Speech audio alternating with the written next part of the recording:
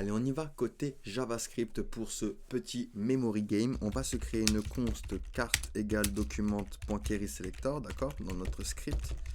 Et on va sélectionner du coup les cartes. Donc .querySelector all, même pour qu'il nous retourne un tableau avec toutes mes cartes, d'accord. Ensuite, on va créer une variable let carte retournée et on va lui donner une valeur booléenne false. Ensuite, je vais lui dire let première carte égale, pas égale, mais virgule, seconde carte. D'accord? Donc je crée deux variables comme ceci. Hop. Et ici, je ne vais pas leur assigner de valeur. Et je vais faire let verrouillage. Et je vais également lui donner une valeur booléenne false. Parfait, nickel. Ensuite, on va prendre nos cartes. Donc, carte avec un S, parfait. Point for each. Ici, on fait carte. Donc, on va appliquer la méthode for each pour, vous savez, les tableaux pour appliquer une fonction sur tous nos éléments. Et je vais faire carte.addEventListener à l'intérieur. Je vais être à l'écoute d'un événement lequel le clique et ça va me lancer du coup la fonction retourne carte. D'accord? Parfait, nickel. Va falloir que je crée du coup cette fonction. Donc je vais faire fonction retourne carte. Hop. Ici, je vais faire 10. D'accord? Je vais faire référence du coup directement à mon tableau. Je vais faire 10 child node de 1. D'accord? Dans l'index 1. D'accord? Point class list. Et tu vas toggle active. D'accord? Donc active, c'est la classe qu'on a mis ici. D'accord? Tac, pour le rotate. Et vous voyez, tac, quand je clique, hop, ça se retourne. Hop, hop, hop, hop. Nickel. Parfait.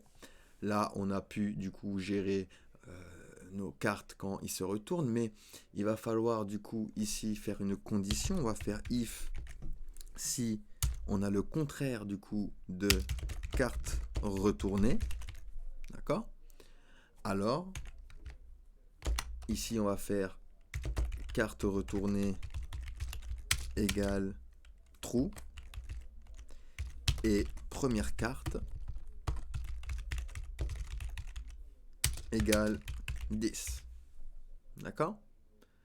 Donc ici, hop, notre carte retournée à la base est false. On va le passer à true si on a le contraire de carte retournée. Donc si on a le contraire de false, eh ben, ce sera true.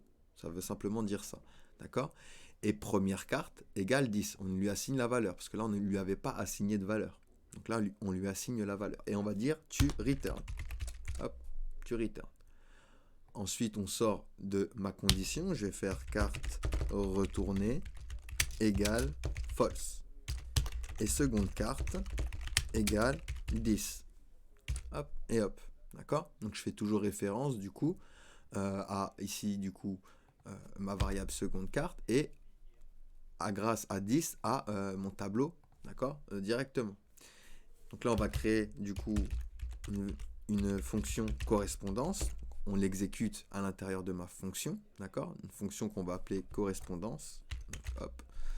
Et on va la créer. On va créer cette fonction. On va faire fonction correspondance. Hop, nickel. Hop. On va faire également une condition. Donc on va faire if. Donc si première carte point get attribute. Hop.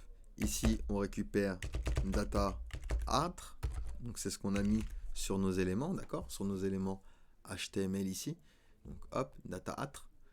Hop, on peut venir ici.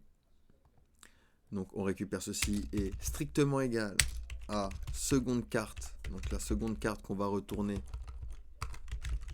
Hop, seconde carte. Point get attribute. Et on va mettre également data artre. Alors, première carte. Point remove event listener. Donc on enlève l'événement, clique et retourne carte. Hop et hop. qu'est-ce qu'on est en train de dire ici? On est en train de dire que si notre première carte qu'on va retourner, parce qu'en fait ces variables-là qu'on a mis ici, première carte et seconde carte, c'est les deux cartes que l'utilisateur va tourner. Et on est en train de dire que si première carte est à l'attribut data_atr qui est strictement égal au même attribut que seconde carte, alors tu m'enlèves du coup l'événement de retourner. Donc hop, ils vont rester du coup retournés. D'accord? Alors que ici, on veut que si ça ne correspond pas, eh ben, ça se ré-retourne. D'accord? Donc ici, du coup, je vais faire la même chose. Donc hop, je vais prendre ceci, Alt Maj, flèche du bas, et on va faire seconde carte. Donc seconde carte. Donc on lui remove également, hop, si ça correspond. D'accord? Ici, on va faire else, sinon, on va faire verrouillage égale true.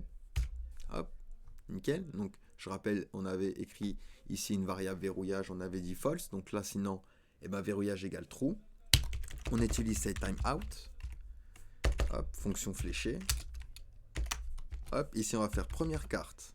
Alors, première carte, point child node de 1, point class list, point remove active. Donc, tu m'enlèves la classe active. Hop et hop. Nickel. Ça, on va faire CTRL Alt flèche du bas. On va prendre du coup seconde carte. Hop. Et on va également lui dire qu'on lui remove active. Et ici, je vais faire verrouillage égale false.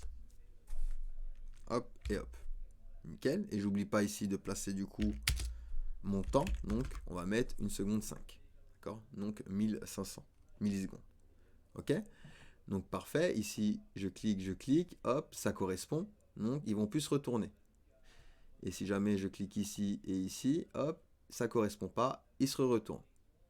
D'accord? Donc, ça veut dire ça, cette condition. Donc, si ça correspond du coup au data attribut, eh ben, tu me removes l'événement. Sinon, eh ben, tu removes simplement active. Donc, hop, tu vas le retourner. D'accord? Et là, on va du coup gérer une fonction pour que quand, hop, je resize le jeu, ce soit ici d'autres images, d'accord? Que ce ne soit pas toujours les mêmes images, d'accord? Donc ici, je vais venir, alors au niveau du bas ici, je vais faire une fonction, on va l'appeler aléatoire. Hop, on va prendre nos accolades, on va prendre nos cartes, point for each, hop. Ici, on place card. Et là, on va faire une lettre, on va l'appeler random pose pour position. Égale, et là, on va faire mat.floor. Mat.random x 12. Hop et hop. Nickel. Parfait.